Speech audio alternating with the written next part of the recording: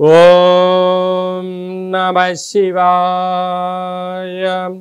ఓం నమో నారాయణాయ. ఓం నరదృష్టి నివారణ కాల భైరవాయ నమో నమః.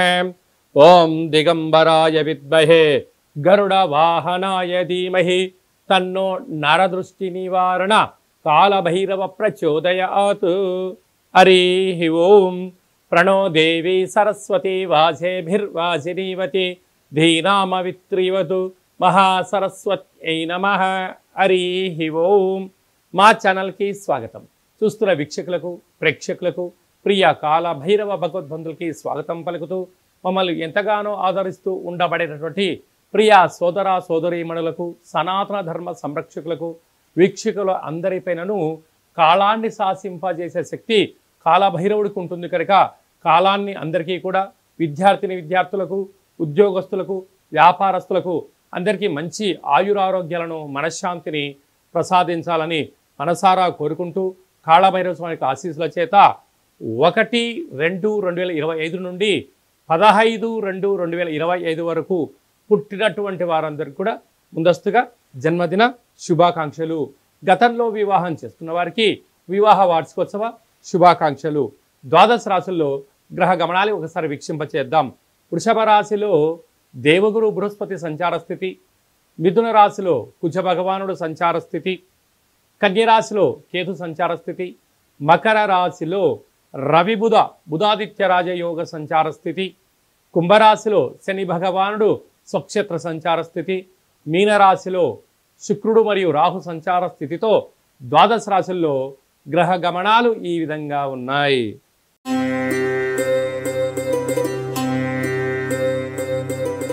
మేషరాశి వారు మాఘమాష్ట శుద్ధాష్టమి అక్షయాష్టమి సందర్భంగా ఎలాంటి విధి విధానం పాటించడం వలన జాతకంలో ఉన్న దోషాలు తొలగించుకొని ఐశ్వర్యం ఎలా పొందాలో ఈ వీడియోలో సవివరంగా సంపూర్ణంగా తెలుసుకుందాం.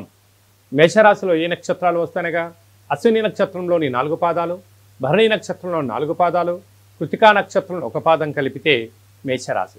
చాలామందికి పుట్టినటువంటి కాల సమయంలో డేటా ఆఫ్ బర్త్లు లేనటువంటి వారికి పేరు యొక్క మొదటి అక్షరాన్ని అనుసరిస్తూ ఆ రాశిని తెలుసుకుని ప్రయత్నం చేద్దాం. చు, చే, చో, లా, లి, లు, లే, లో, ఆ అక్షరాల వారందరూ కూడా మేషరాశి జాతకులే. మేషరాశికి అధిపతి కుజ భగవానుడు. అలాగనే వీరికి 2వ స్థానంలో దేవగురు బృహస్పతి సంచారం చేయడము, మాఘమాసంలో విశేషతమైనటువంటి విద్యలో, ఉద్యోగంలో, వ్యాపార కార్యక్రమంలో అన్నింటా విజయం కలగడం కోసము భగవంతుడి యొక్క ఆశీస్సులు వీరికి నిండుగా ఉన్నాయి. మీ కృషి పట్టుదల ఆపై భగవంతుడి ఆశీస్సుల వలన సమాజంలో ఎనలేనటువంటి కీర్తి, ధనం, గృహం, ఐశ్వర్యం, బంగారు ఆభరణాలు అన్నీ కూడా మేషరాశి వారి సొంతం కాబోతున్నాయి. తృతీయంలో కుజుడు సంచారం చేయడం వలన తల్లిదండ్రులతో సఖ్యతగా ఉండడం, అన్నదమ్ములతో పార్ట్నర్షిప్ వ్యవహార కార్యక్రమంలో సఖ్యతగా ఉండడం వల్ల కుటుంబ బలం చేత వ్యాపారాలలో, సేవారంగ కార్యక్రమాల్లో అరుదైనటువంటి గౌరవం, ఆస్తిపాస్తులు మీ సొంతం కాబోతున్నాయి. అలాగే 6వ స్థానంలో కేతు సంచార స్థితి ఉండడం వల్ల ముందస్తు ప్రణాళిక మేషరాశి వారి సొంతం కనుక భవిష్యత్తును ముందునే అంచనా వేస్తూ తప్పులు జరగకుండా జరిగినను దాన్ని సరిదిద్దుకునే శక్తి మేషరాశి వారికి ఉంటుంది.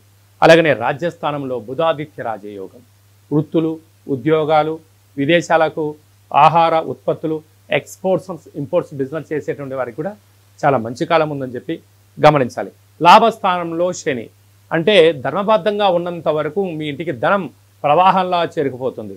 వ్యయంలో శుక్రరాహుల సంచార స్థితి. మీరు ఎదిగే కొద్దీ ఒదిగి ఉండాలి, లేకపోతే బంధువులని, మిత్రులని, సన్నిహితులని 4 మాయమాటలు చెప్పి మీతో 2 పరిచయాలు పెంచుకొని మీ కారు ఇవ్వండి అక్కడ దాకా వెళ్ళేసి వస్తా అని చెప్పి తీసుకుని వెళ్ళి తిరిగి కారు ఇవ్వకపోవడం అంటే దాన్ని ఎన్నో రకాల కారణాలు చెప్పడం. ఒక 2 కోట్లు ట్రాన్స్ఫర్ చేయండి 2 రోజుల తర్వాత ఇస్తానని చెప్పి 4 మాటలు చెప్పి మీ ఇంటి పత్రాలు పెట్టి లోన్ తీసుకొచ్చి తర్వాత పత్రాలు బ్యాంకులో వీళ్ళు తీసుకున్న వాళ్ళు అటు వెళ్ళిపోతారు. ఆఖరికి ఆ రుణం కట్టలేక నానా పరిస్థితి పడే పరిస్థితి కనపడుతుంది. కారణం ఏమిటయ్యనగా రాబోయే కాలంలో ఏళ్ల నాటి శని మొదలు కాబోతుంది. అందుకే ఇలాంటి పరిస్థితుల్లో ఇలాంటి ఆలోచనలు, ఇలాంటి భావాలు మీ చుట్టూ తిరుగుతూ ఉంటాయి. కనుక ఈ అక్షయ భైరవ అష్టమి సందర్భంగా స్వామివారి యొక్క స్మరణ ధ్యానము. అంటే ఇది వందలాది వీడియోలలో ఈ వీడియో మీరు చూస్తున్నారు, మీ జాతకాన్ని తెలుసుకుంటున్నారు అన్నట్లయితే కాళభైరవ స్వామి ఆజ్ఞ మీ పైన ఉంది. కాళభైరవ స్వామి స్మరణ చేసే సమయం ఆసన్నమైంది కనుక మీరు ఈ వీడియో వింటున్నారు.